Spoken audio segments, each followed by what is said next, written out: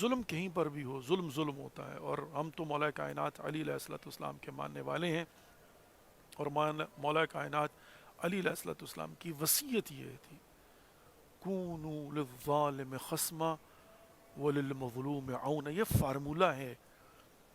اگر کوئی شخص یہ کہے کہ میں مولا کائنات علی علیہ الصلوۃ والسلام کی ولایت کا اقرار کرتا ہوں، لیکن عملاً اگر وہ ظالمین کی صف میں ہو، یا ظالم کا ساتھی ہو، یا ظالم کے ظلم کو انڈورس کرتا ہوا نظر آئے، یا مظلومین کے خلاف کھڑا ہو، یا حتیٰ مظلومین کی حمایت کرنے والوں کی صف میں نہ ہو، تو جھوٹا ہے، وہ منافق ہے.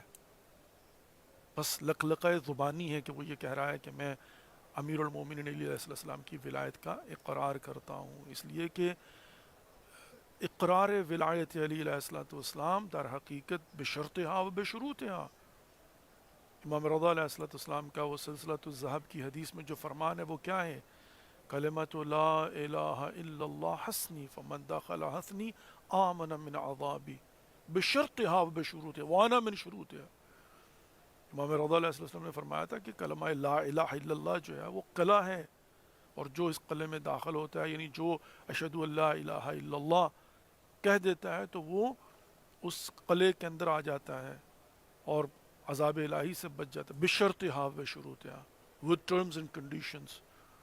اور ان میں سے ایک شرط کیا ہے؟ وہ ہماری ولایت ہے. یہ نہیں ہے کہ انسان نے صرف اشہد ان لا الہ الا اللہ کہہ دیا تو کافی نہیں، اس کے ساتھ محمد رسول اللہ بھی کہنا ہے.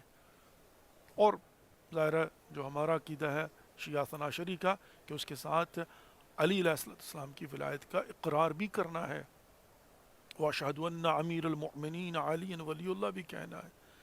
لیکن بہرحال تو بشرطها و بشروطها میں کیا ہے کہ یہاں پر جو تعلیمات ہیں ان کی پیروی کرنا. در حقیقت جو محب علی ہے وہ پیرو علی ہے، یعنی مولا کائنات علی بن ابی طالب علیہ السلام کی محبت کا معنی پیروی مولا کائنات علی علیہ السلام ہے.